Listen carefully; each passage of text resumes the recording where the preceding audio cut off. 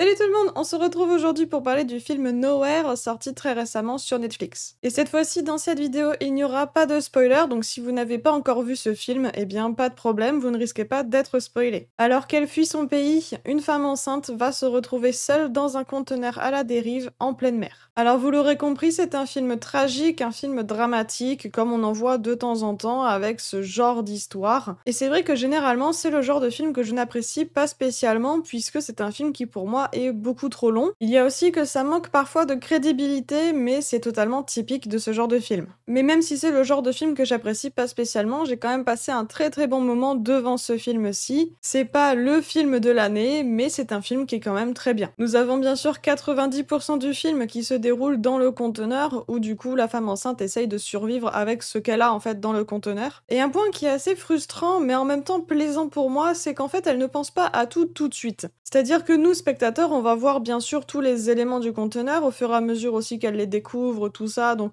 on voit quand même beaucoup de choses, et c'est vrai qu'on a le temps quand même d'imaginer beaucoup de choses, beaucoup de moyens à mettre en place du coup pour potentiellement sortir du conteneur, ou avoir une vie plus facile, ou survivre en fait tout simplement. Et c'est vrai qu'elle y pense pas dès le début, elle y pense un peu plus tard, et c'est vrai que c'est quand même plaisant parce qu'on a un personnage qui est bien sûr beaucoup trop fort, donc ça touche un peu au côté réaliste, au côté crédibilité, mais d'un autre côté, elle pense quand même à ces choses, mais du coup pas tout de suite. Donc elle est trop forte, mais pas totalement, puisqu'elle pourrait l'être encore plus, elle pourrait être encore plus incroyable de penser du coup à tout de suite, mais ce n'est pas le cas, donc c'est peut-être pas plus mal. Mais bon, ça en fait quand même un personnage beaucoup trop fort, mais je pense que c'est typique de tous les films de ce genre, et vraiment, c'est quelque chose que je pense à chaque fois que je vois un film comme ça, mais ça en fait quand même un film que j'ai bien aimé. Dernier point, j'aimerais revenir sur le contexte global de l'histoire. Alors, elle fuit son pays parce que son pays va mal, parce que le monde en fait va mal, et c'est vrai que c'est un contexte qui est posé au tout début du film et qui justifie le comment, le pourquoi elle est arrivée du coup dans ce conteneur. Dans un sens, je trouve que c'est super bien amené, super bien mis en place et très intéressant.